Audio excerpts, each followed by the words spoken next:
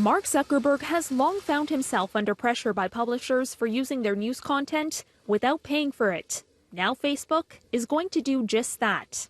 Enter the News tab, a dedicated place for news in the Facebook app that will offer stories from a mix of publications, including headlines from the New York Times, the Wall Street Journal, the Washington Post, BuzzFeed, and Business Insider, among others. We want to make sure that in the News tab we have as wide of a breadth of content as possible. Some stories will be chosen by a team of journalists to catch you up on the day's news, while others will be based on what you read, share, and follow. We're launching this in the U.S.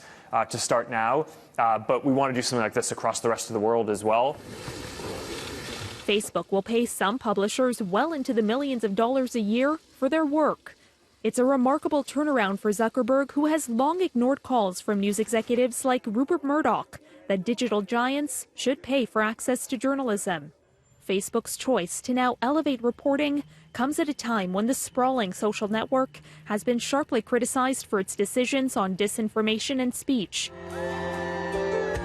which critics worry could have an outsized effect on the 2020 U.S. presidential election. So you won't take down lies, or you will take down lies? In a hearing in Washington earlier this week, Zuckerberg was grilled over Facebook's policy not to fact-check political ads. When asked by Alexandria Ocasio-Cortez if she too could run a fake Facebook ad, I don't know the answer to that off the top of my head. You don't know if I'll be able to do that. I think probably.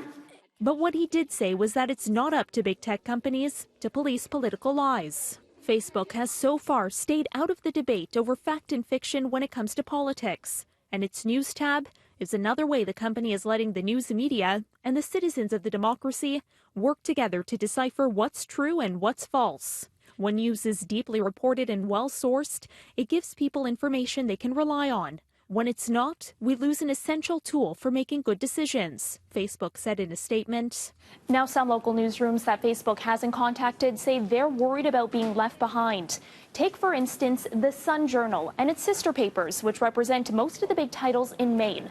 Now, the paper's audience engagement editor, he tells CNN he's worried about what stories won't be told, because far too often, big tech forgets about us in smaller markets.